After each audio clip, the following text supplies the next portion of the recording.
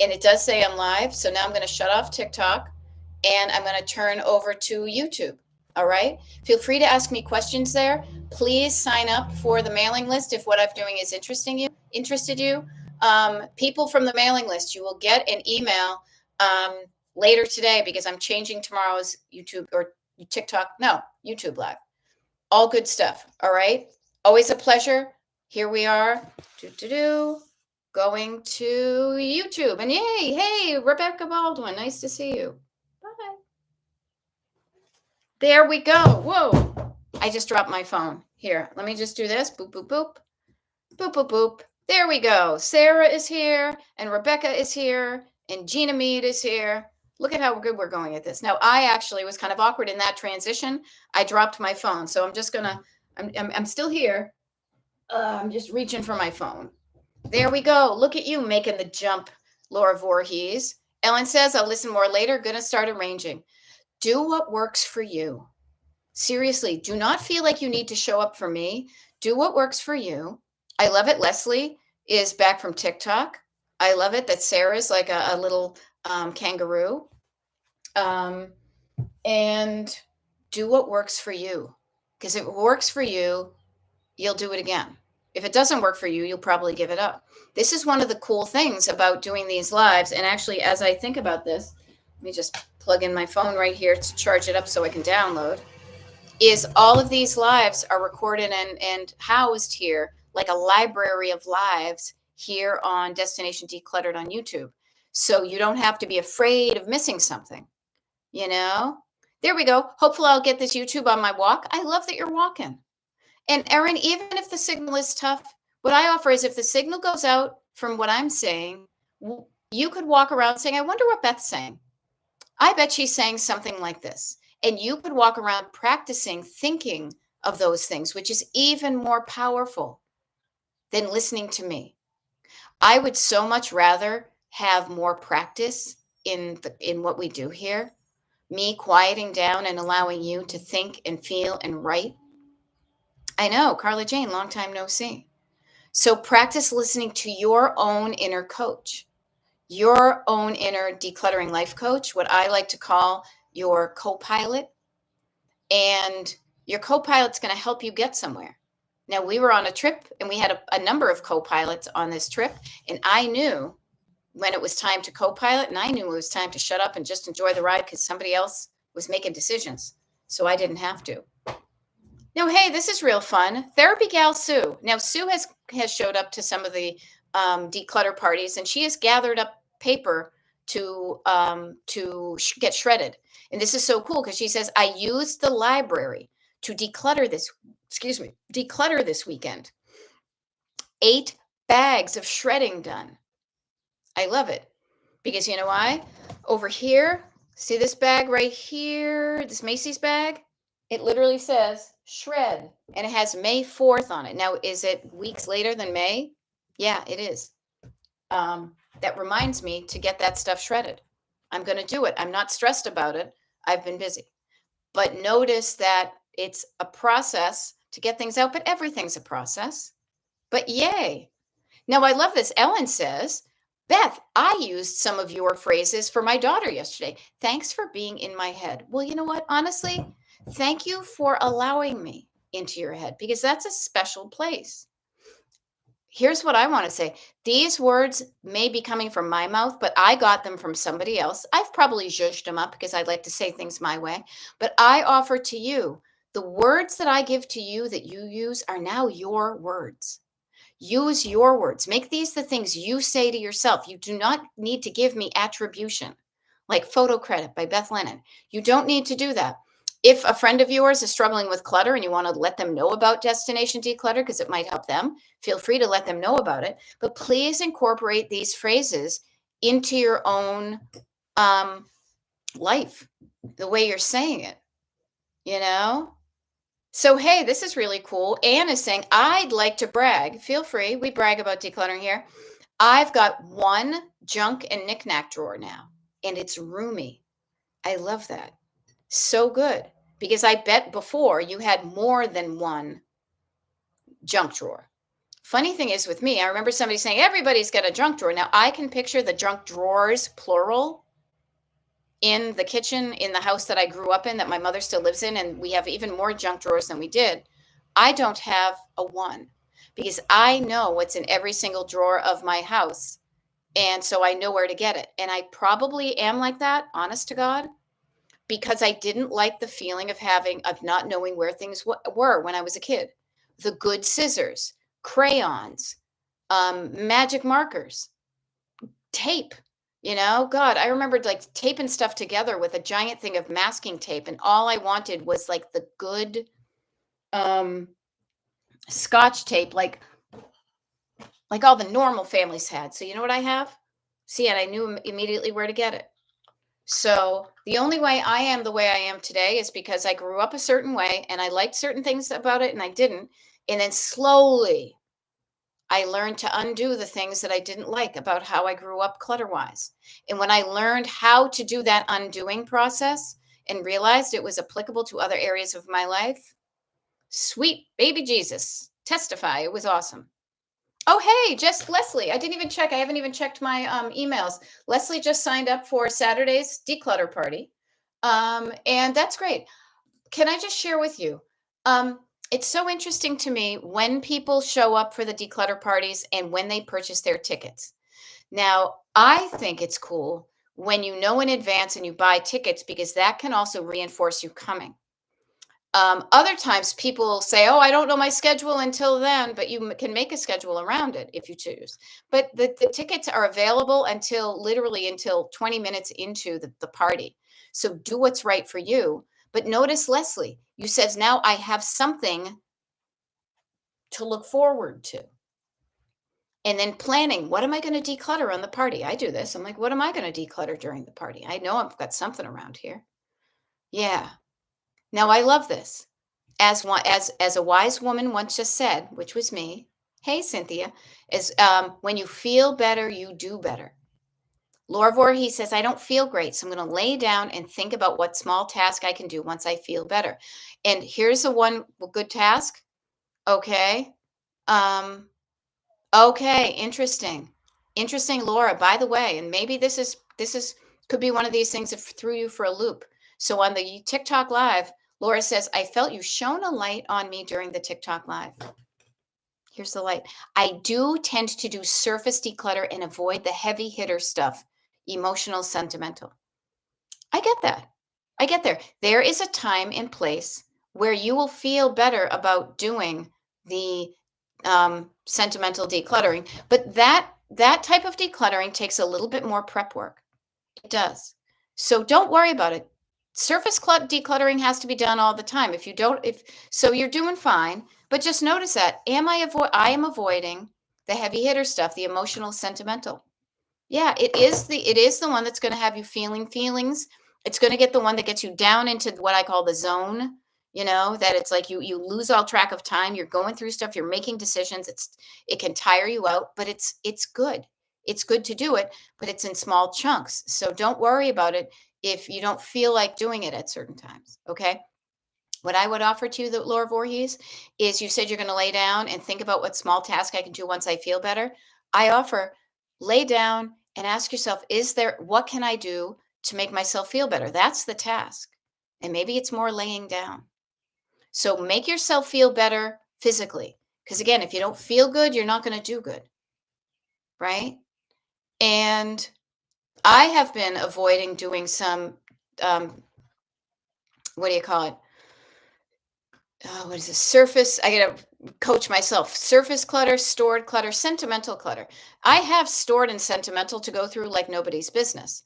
And the reason I am putting it off, and this isn't just like, notice the difference. It's kind of interesting to think what's a reason versus an excuse.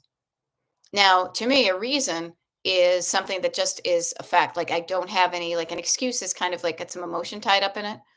But I need to actually do some surface decluttering in order to have a surface to do some of this more emotional decluttering. So there is value in every like depth of the swimming pool of decluttering. There is value in each one of them. One is not better than the other. They all work together. And if you think about it again, in a swimming pool, it's all the same water. It's just a matter of depth. The deep end is where you feel things the most.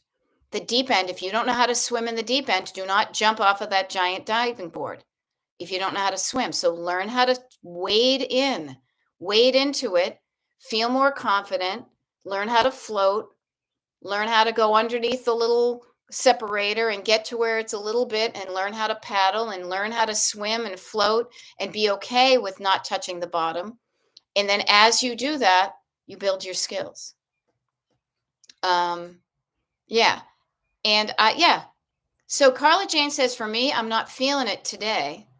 But notice that today is 24 hours and we have like little rhythms. Sometimes I was getting Little River Band and Atlanta Rhythm section combined.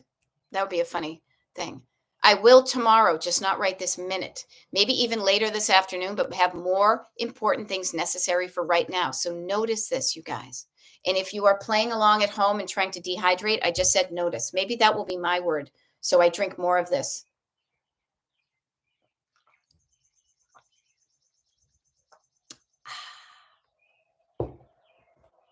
Even within a day, notice if you do the all or nothing. I can't do it today. No, from now until I go to bed, I am so full, blah, blah, blah. Now, some days there are days you really don't have time, but I beg to differ actually, because I know that 5 minutes of decluttering can make you feel better. I know it for a fact. 5 minutes of even surface decluttering is going to make your life better. But when you are used to falling into the habit of thinking of all or nothing thinking, I don't feel good today, so I'll push it off till tomorrow. That's when you're not moving forward at all. Even 5 minutes today is something that when you go to bed tonight, if you looked back and said, well, I did 5 minutes of decluttering, but you are in charge of what you do. Carla has more important things necessary for right now to do. So do I. I was getting ready for a trip. I'm not gonna stress about all this stuff in right here because I was getting ready for a trip. It is a really wonderful feeling. I will share with you guys, especially because I'm coaching. Yeah, and Carla Jane, I was witness to that change. Your backseat driver was all or nothing. Backseat driver voice, all or nothing. No, don't do it today. Tomorrow you feel better and then you'll do it. And we know how oftentimes that works out. I will tomorrow. If I'm not feeling it today, I will tomorrow. Not this minute, but notice the introduction of the co-pilot voice. Maybe even later this afternoon. But right now, I have more important things to do. And you noticed. Was that my word? It is now. You noticed, you witnessed yourself notice that you changed your attitude. That is that gear shifting. Yes. Yeah, you can't do everything, but you can do something. Yeah, and when you learn how to shift gears, it's just like learning how to drive a car. You're not always in the same gear all day. Can you imagine that? Now, I'm going to harken back to when I learned late in life how to drive a standard shift car, but I bet many of us either know how to do it, knew how to do it, or have been in a car with a standard shift car. Can you imagine being in a car that only had one gear? I don't care which one it is, first or fifth or second or whichever. If you were always moving forward at a consistent pace. No, that's not how life is. So you may feel crappy right now, and then you take a nap, you lay down, maybe you go to the bathroom or you take a headache pill or you rest your weary bones. And then maybe you feel better later, but you did something to make yourself feel good. Yeah. Now we were talking about what a cool community of people we have right now. I love this because I know Laura Gibbon Voorhees is in a different state than Carla Jane and Erin, and we're all in different states of confusion, states in the US, and maybe who knows, internationally. I know we've had some international folks here. We're all on a road trip. Each one of us are on the same road. All of us are on the same road towards A, death, It'd be foolish of me not to mention that. But B, having a good life before we die, right before we take our last breath, looking back and being like, damn, that was fun. So some of us are closer to some of these things than others. Now, the death one, we don't know when that's going to happen.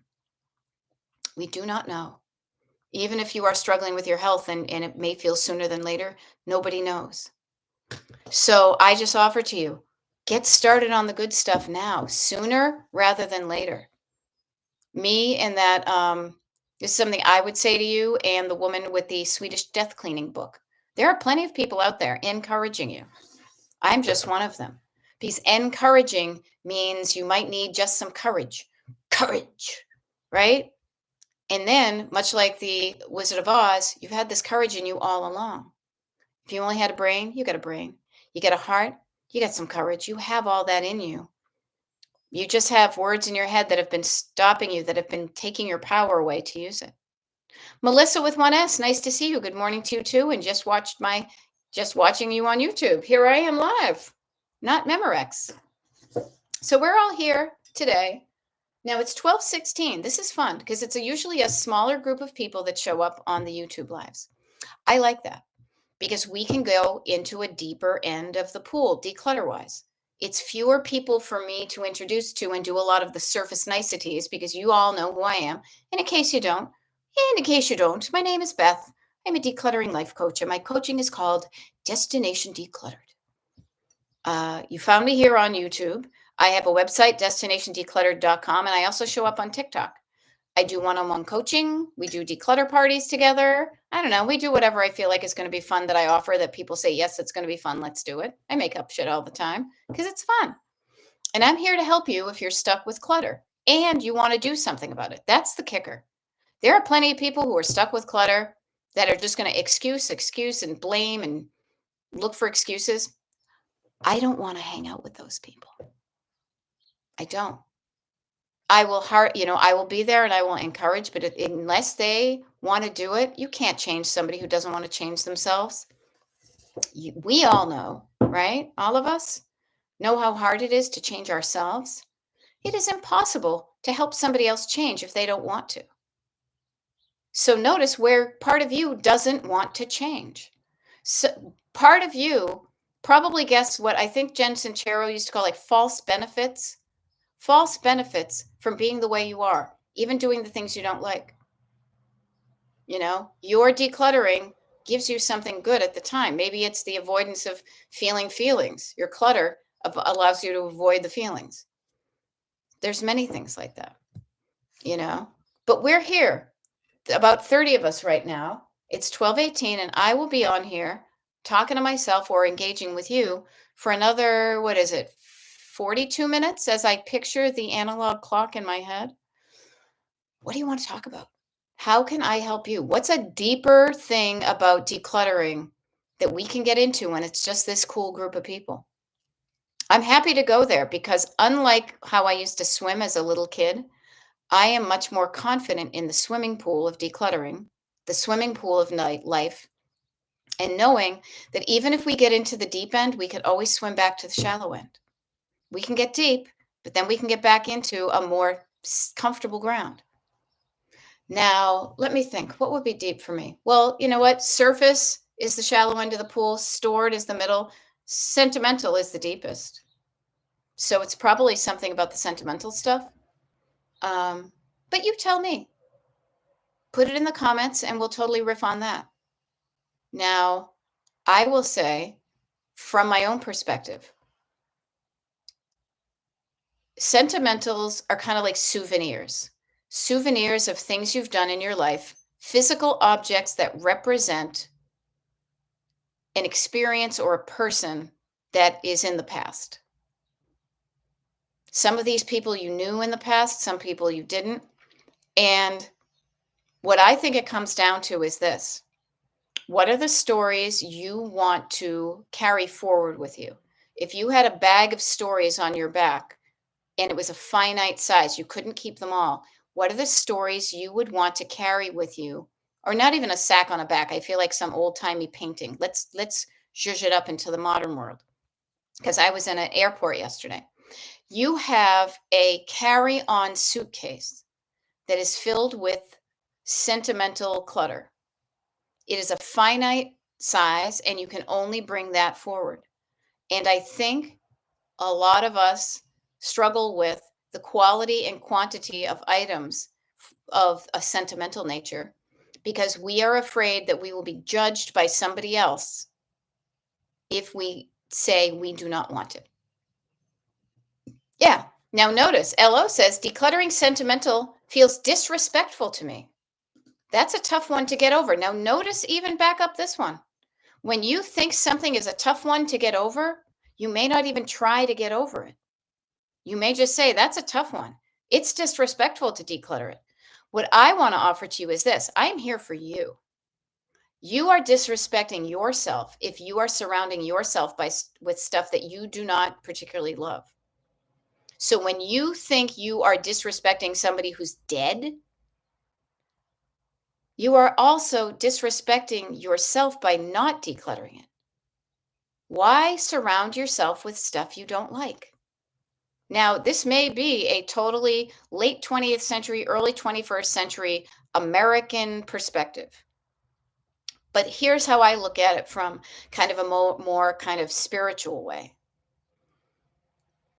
The people we love, whose sentimental stuff we have, some of the people we don't even know, we never knew them, some of the people we did, all of those people are dead, and yet they live on. They live on in the stories we tell about them. They live on in our hearts. They live on in how we think about them now. So they're not gone just because we don't have their stuff. So they live on in your energetic world, in your words in your head and how you feel about them. And you can write those things down and you can take pictures of them. I also believe, this is how I process this, and it makes me feel good to think when we die, we become enlightened. Things do not go dark, they become light. And you get an awareness of how the entire world works that we are not privy to here while we're on the planet. We get glimpses of it and see how everything's connected and how it's so much more important to be feeling good feelings and doing good things and to be greedy and surrounding ourselves by things. But we only get glimpses of that as humans. Once we die and once the people we love have died, they see the big picture and they know how we waste our time and energy and feelings fretting over things that don't even matter. Things that don't even matter. They're like I would like to think. Now, my dad and he was one of those silent generation guys. So I wish he was here now, but I actually like the version of my dad who's in my heart and in my head because I believe it when my dad, when he's passed, has gotten it. He sees where having things bring you down and disconnect you from people, and he would love to be back here telling the people he loves how much he loves them, how proud he is of you. He doesn't care if you keep his duck decoy. Grammy doesn't care if you have her picture or not. Now, I have my grandmother's picture. Do I have a duck decoy? No, I don't. But I have a little chickadee that my parents bought me. So I still have some sentimental objects. But I have the ones that I like. I have the quality and quantity of the ones that they liked that I like. You are disrespecting yourself if you keep yourself surrounded by things that make you feel meh every time you look at them. They liked them. Your parents, your people had a certain style, had certain things they were interested in. Oh, so you are here to live your best life. Sounds a little bit fakey life coachy. You are here to live your most authentic life. You are here to do the things that light you up, much like the things the people who have passed hopefully did with theirs. Now, Carla Jane is saying not declutter related, but it is, because you are realizing what's important in your life. You're decluttering and you're getting into a deeper level of not just what's surrounding on the surface. I'm not going to get to push far in here right now, but she's just started a really big new journey. Yeah, from where she was to where she wants to go. And she says, this space and community of non-judgmental has truly opened me to this new journey. So notice again, here, I'll take a sip of notice water. When you're not being judged, what journey would you start if nobody was judging you, including yourself, Charlie Brown? If you had no judgmental voice in your head, if you said, I'm going to go try out for that tap dancing thing. I've tap danced, I'm pretty good. I'm going to start tap dancing lessons. I've never done it, but I've always been curious. So when you quiet down the voice of judgment in your own head and in your life, you may have judgy people in your life. Quiet them down too. Hush, shush now. Shut your trap. And look at the encouragement Carla's getting in the comments. Notice how when you're with people who are encouraging, who are non-judgmental, who are figuring out this shit for themselves too. You've got this. Yay. Hearts, kisses, encouragement. Yeah. Notice the things you can do when you stop being so judgy. Even if you grew up and your mother tongue, notice how they say your mother language, your mother tongue is judgy. You can learn to speak a different language. Choose a language that makes you feel better. I catch myself being judgy all the time. And I will share with you, when I was on my trip, I was extra judgy. And here's the funny thing. It was about nobody but me. I found myself comparing myself, judging myself against others, and fearing that I was inferior, that I was not skinny enough, that I wasn't funny enough, that I wasn't loud enough for people to hear me, that I wasn't partying enough. So notice if you have a judgy voice in your head. And again, notice, I'm going to be running to the bathroom by the time this YouTube live is done. But notice every time you say something judgy to yourself or to somebody else. We can start it by shutting ourselves up and not being as judgy, like stopping to say the judgy things. That's a really good thing. Not being catty about something. It's a different ball game on the inside, but I will share with you it's worth the journey to not be so judgy about where you are and who you are, quieting that down, loving who you are, and saying, okay, love, where do you want to go? Let's do something. Oh, yeah. I love this, Carla Jane. So I will be honest with you, since Carla Jane is sharing. So Carla and I have worked together because I'm a decluttering life coach.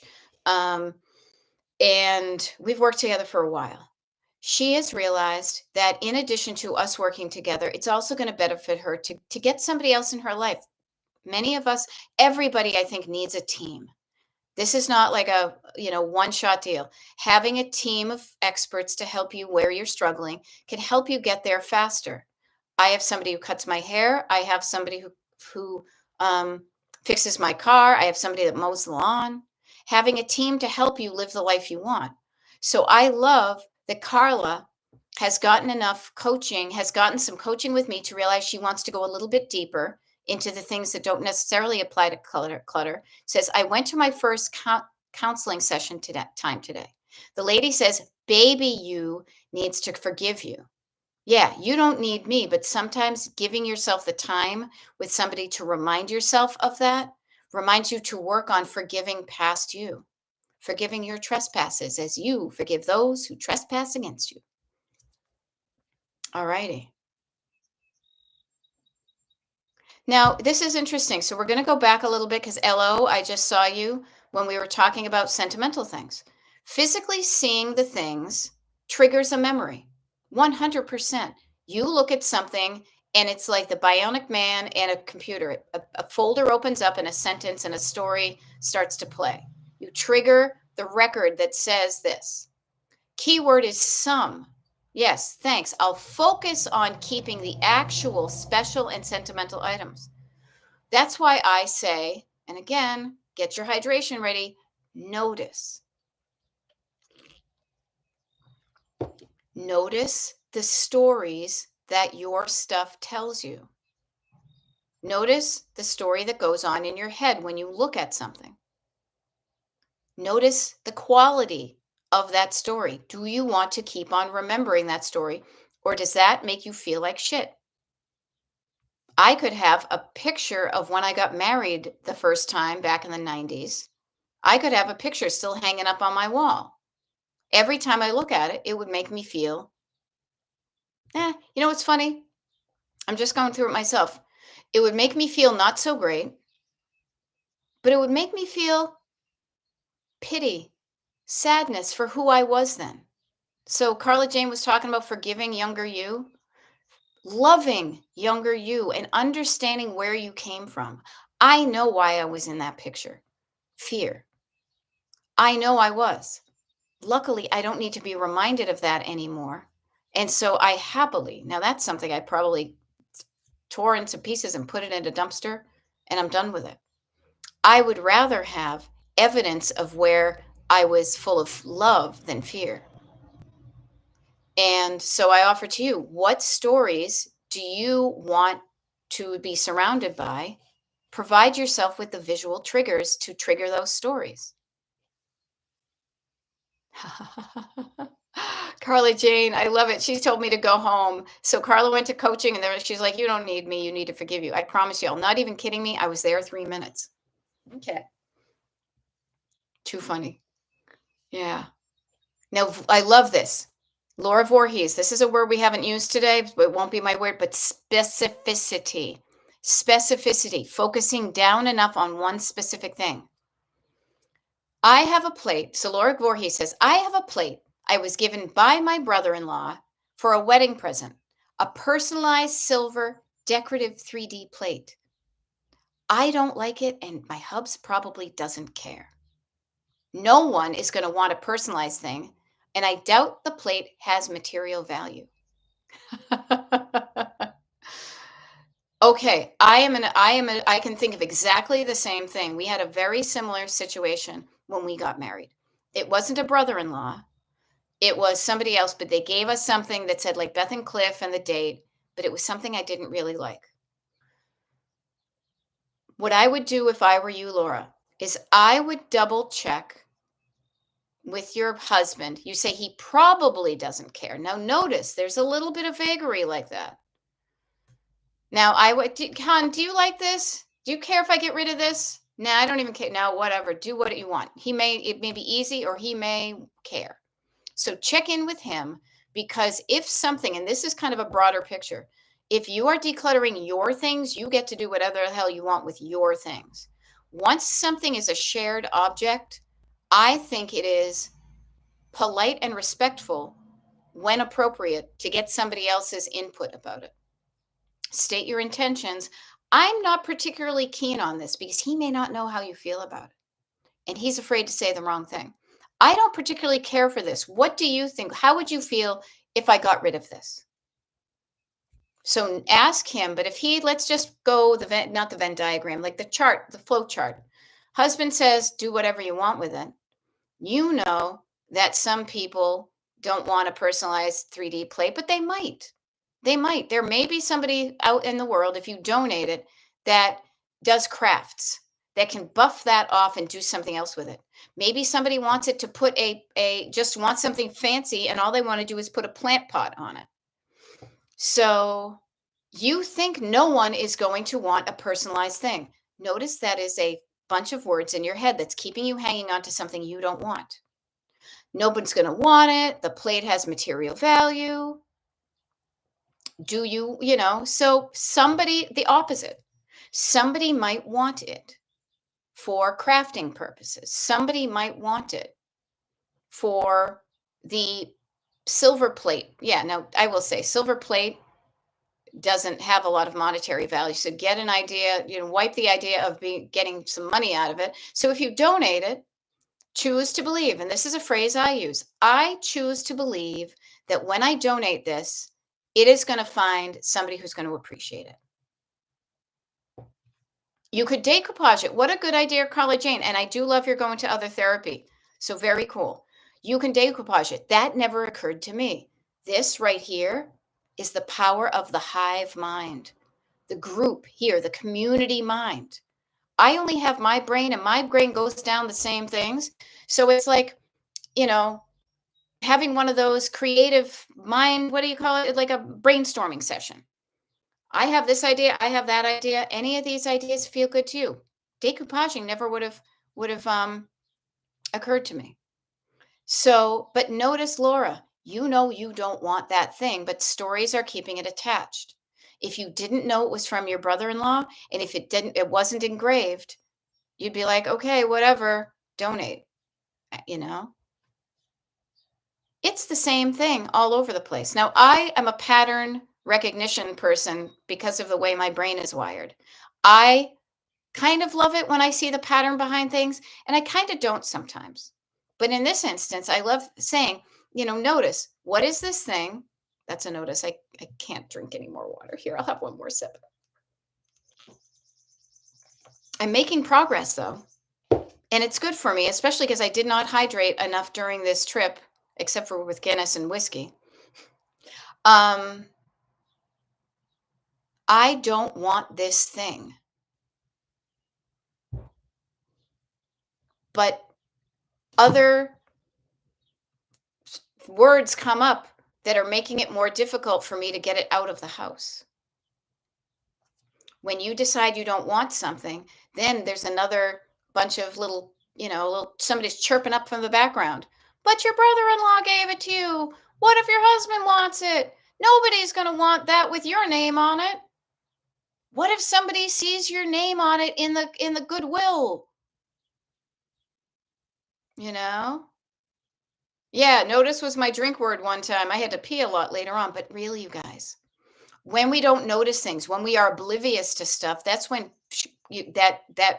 shit happens. When you're aware and you notice things spot on, they don't grow bigger. When you notice, and I'm sorry if somebody picked it, you don't feel the need to be drinking a sip of water every time I say notice. When you notice a weed growing in your garden, you can pluck it out before it gets bigger.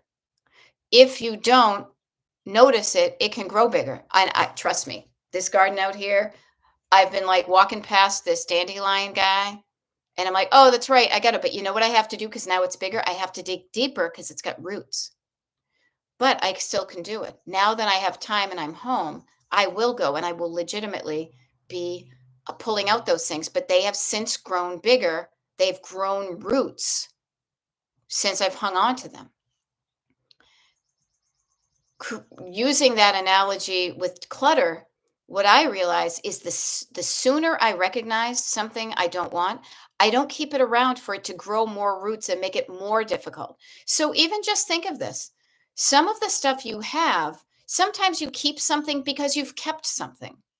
I keep it now because I kept it for so many years. In the past 2.5, 3 years since I've been actively coaching, I have been able to release things that I have kept for decades that I knew nobody else would want. Or I thought at the time, not I knew nobody else would want. I didn't think anybody else would want, that I wouldn't want somebody else to have. And so I've changed that, and I felt okay donating or throwing away or selling. And also, I am less likely to bring things in to my home that will require me to go through this decision-making process later in my life. I did not bring home any physical souvenirs. No, that's not right. I did not purchase any specific souvenirs when I was in Ireland on this trip. 2 things I brought home off the top of my head that I can think of. 3. When we stayed at this one place, they gave us a free water bottle. It's a good water bottle. I often need a water bottle, and it fits nicely into my carry-on, so I took that. Where we stayed also gave us flip-flops because we were walking down to the spa in our robes and flip-flops. So I kept my robe. Excuse me, no, I didn't keep the robe. It was brown.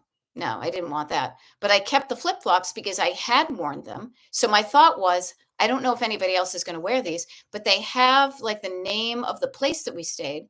And I specifically kept them because they have the name. But here's the difference. I am going to use them. They are going to get worn and used. And then when they wear out, when they break, when they maybe give my foot a blister, I will feel okay donating them over here somewhere to somebody who doesn't have some flip-flops. I also so notice what you have done in the past is accumulated a lot of stuff because of the way you thought in the past. I feel differently now. I feel differently now, so I do different things. The last time I went to Ireland, I spent all this time trying to find like the perfect linen tea towels and bringing something home for this person, bringing something home for that person, trying to find an acrylic scarf for my husband because he's allergic to wool. I don't even like Irish wool sweaters. I don't like that. That's not my jam. I used to feel bad about it. Now I don't. I know that about me and I feel okay about it. I don't feel less than. I don't feel, what do you mean? You're half Irish. Why don't you like the Irish sweaters? It's because it's itchy. I saw a beautiful scarf that was such great colors, but it felt itchy to me. I knew if I bought it and ignored who I was, if I didn't notice that a certain texture makes me feel a certain way, I might have bought it. And I noticed that Carla Jane is noticing she wants to move forward and change some things, and she's getting people to help her with that. I am just one of the helpers in the world that, um, what's his name? Mr. Rogers. Um, sorry, a story popped up in my head. Mr. Rogers was talking about. So decluttering, the way some people do it, is just decide what you don't need. Very up here, man. I got to include the heart. I got to include the stories. I need to take the heart, the stories in my heart into account when I make decisions. And I will tell you that my life has benefited from this approach of not just thinking, but thinking and feeling and coming up with a solution that feels good in my head and my heart. That's how I know I'm living a good life. I feel good. And when I don't feel good, I get curious about it. And I love myself regardless. I love all the other iterations of me back in the day, from 57-year-old me back to 1-year-old me. And I notice when I look back at my life, the decisions I made that expanded my life, and the decisions I made that made it smaller. The decisions I made when I was in fear mode made my life smaller and not how I wanted. When I was out of fear, and I guess if I was out of fear, then I would be in love, and not just in love with someone, but in love with myself, to be like, let's live a life that we love. Me, us, together, co-pilot, everybody in the car. Yeah, Lori Voorhees says, I know Mr. Rogers would be so proud of me. We both wear comfortable shoes and sweaters. It's a beautiful day in the neighborhood. You know, there we go. Now, Melissa is saying, birthday coming up on Thursday. Everybody say happy birthday to Melissa. How lucky you are to celebrate a birthday. There are people who have been in my life that no longer can say that. Yay for you. I will be spending one of my days listing more on eBay so I can pay down my bills. Yeah, pay down my bills. Notice how good you're going to feel by not only removing things you don't want from your life, but changing them into money. And that money gets there so you can decrease your debt and feel better about your financial situation. What a wonderful way to invest in the future that you want for yourself for the next year. What a great idea, Melissa. I love that. Now, if you need, I will say this, birthday coming up on Thursday. I keep on forgetting today is Tuesday. So Thursday, I will share this with you. Where are we here? I got to find it. There we go. Thursday, May 29th. There's a TikTok live and a YouTube live in the morning, Eastern time. Hopefully you're on the mailing list and you know where to look for those times. DestinationDecluttered.com is how you sign up for the mailing list, and then you get the link to the secret page.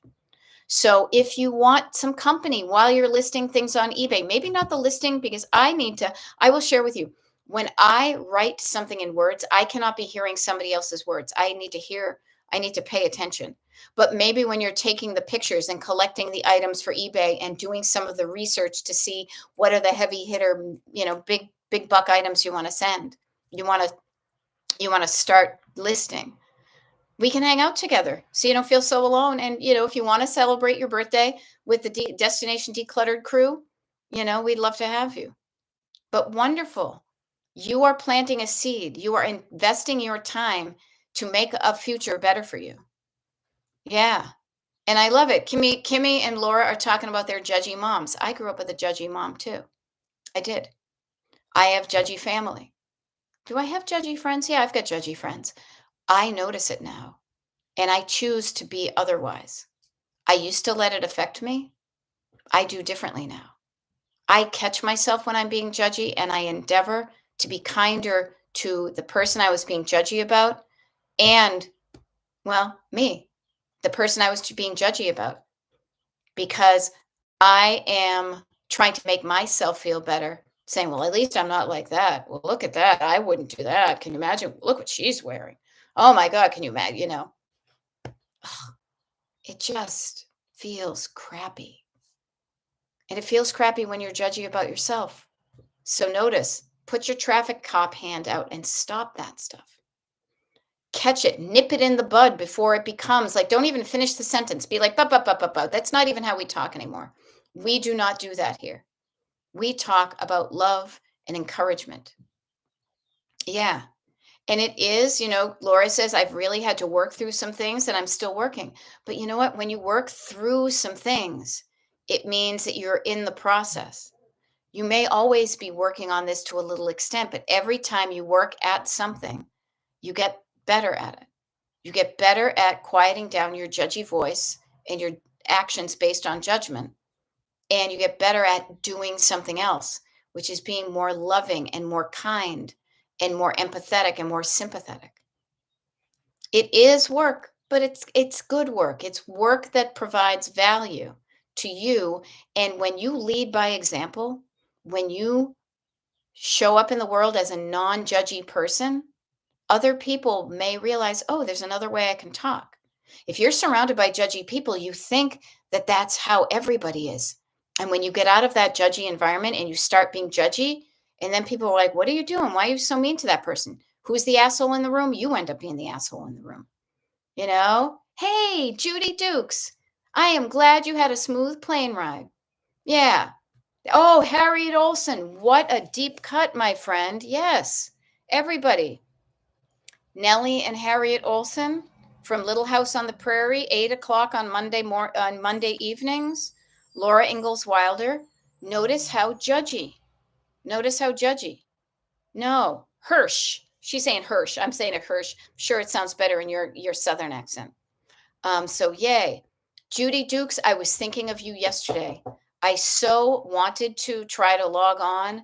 I even was trying to tag you on TikTok, but I couldn't find you for whatever reason to send you a message. My flights were fine. Going through customs, I will share with you. I got into fear mode based on some TikToks I saw about people being pulled aside and their phones were being confiscated and all this kind of stuff. It got me into fear mode. So I had some fear in me going through customs. It was fine. They barely looked at me. Now, I have probably white female privilege and I look boring, so I don't look like somebody. They weren't profiling me as somebody that would be somebody they want to inquire. But I had unnecessary fear that ended up making me feel crappy before the trip, during the trip, like, oh my God, what are they going to do? And I gave this fear to my husband. He didn't know about it. And he's like, oh crap, maybe I should delete my socials, because my husband is very vocal about how he feels politically. We deleted our apps just in case. And then it was like, yep, next. Okay, stamp, go. And I was like, oh crap, now I have to download TikTok again. Yeah. So notice what gets you into fear mode. Fear. Judgment is under the umbrella of fear. Fear. So notice where fear is affecting what you do. And I'm not saying there's nothing to be afraid of in the world, but put it into the context. And I even said, and Judy, I think you would appreciate this because you say how oftentimes you see things on TikTok that make you fearful. So the funny thing is about the TikTok algorithm is the more you watch something, the more they show you examples of it. But the examples you see are probably in disproportionate amount to what's really happening in the real world. But if you see it over and over again, I mean, literally, it's like propaganda, you know? Oh, Heather MC. Yo, Heather MC, you do not look boring. She says, you look cool and hip and trendy. I totally would have stopped you. Well, thank you. No, but seriously, I have the ability to chameleon myself into these are not the drones you're looking for. Is that what they say in Star Wars or whatever? Into very just like bland, don't mind me. And it seriously is like a chameleon kind of energy. I'm like, nope, just regular, because I am. I'm not like trying to overthrow the government, big ways, little ways, yes. But from the outside, you would not think of that when you look at me. And I'm fine with that because I have destination get through customs without them stealing my phone. I don't have a, you know, political t-shirt on that would give anybody the reason to think that I'm not just, oh, look at her. She's like, the invisibility of the postmenopausal woman. I fucking love it. Because the people who you want to notice you will notice you, and the people who don't, you don't want to hang out with them anyway. So, but I digress. All right, you guys, we get 9 minutes left, and then I will have to go to the bathroom because I have been drinking some water. Fear will keep you stuck. Love gets you going. So notice when you're in fear, and how can you rewrite? How can you translate the fearful thoughts into something more helpful? More helpful, less fearful, more loving. What would you say to a scared little kid in the back seat? Talk to that little kid in the back seat. That little kid in the back seat is afraid nobody loves it. That little kid in the back seat is afraid that they'll always be unloved, that they'll be abandoned, that something's going to hurt, that nobody's going to like them. Now, that's just mine. That's just my backseat driver. But a lot of these fears are very universal. Now, I say universal, I mean global, because I don't know how people are on Mars. But the fear of abandonment, the fear of not fitting in, humans are a pack animal. We sometimes feel better when we are fitting in. So, are you afraid of changing for fear that you'll be kicked out of the pack? What are you afraid of? I'm afraid of dying before I get to do all the cool things I want to do. I have done so many more of them and I continue to do things. I'm grateful that I have started to do things differently than I did before. I love the fact that when I'm in this energetic wavelength, opportunities open up because the universe is like, hey, there's somebody around here that's going to be able to take advantage of this wonderful opportunity. Oh, it's her. Because she's the one who, the last time we gave her that opportunity, she said, yes, thank you so much. This was so great. If there's any opportunity for more of this, I would love it. I will take good care of this opportunity presented to me. Not, nope, can't, sorry, no, fear, change, not enough money, whatever. I am telling you, it is worth it to get yourself in the vibe of saying yes. Yes to the stuff you want, and no thank you but no to the stuff you don't want. Because if you say yes to the stuff you don't want, people will still give it to you. Well, I thought you always said yes to the stuff you didn't want. So when boundaries, that's a thing. Are people in your life giving you things you don't want? Have you ever told them, oh, thank you, but I don't want that anymore? I literally did that with some friends after Christmas. And it was really, I will say, I felt slightly uncomfortable, but so I really had love in my heart, understanding where they were coming from. So back in the day when I didn't do as much traveling, the taste of a Biscoff cookie signaled to me the look of one. Something I looked forward to when I was traveling was the taste of Biscoff cookie. This was at the time you couldn't get them at the stores either. So it really was a taste meant traveling. Well, then 2 things happened. One was I started traveling a lot more on airlines that gave you the Biscoff cookies, and you were able to get Biscoffs at the store. So for a while there, it was fun. Oh, I got a thing of Biscoffs. You never got them, whatever. Then I started traveling more. So then they became less special, less common. I have a friend who he would go to the store, and when he saw Biscoff things, he knew I liked them. So he would buy them for me. And I would say, thank you. Oh, that's so nice you thought of me. And for a while there, I liked them. But this Christmas, I was like, I am full. I am done. Like, if anything, it's not like, yay, Biscoff. It was like, ugh, oh my God, my stomach goes yuck. So I had to say to him, hey, P, I won't out his name. I just want to let you know, I have so appreciated you thinking of me when you see Biscoffs. And I still want you to think of me when you see Biscoffs. But you don't need to buy them for me because I am struggling to eat them. They are no longer a joy to me. The joy of travel, I want you to think of me, yes, but you don't need to buy the thing. You can just think of me and then text me to say I was thinking of you. So notice that the next time you go to buy something for somebody, to say, I was thinking of you. Wouldn't that be like the best gift in the world?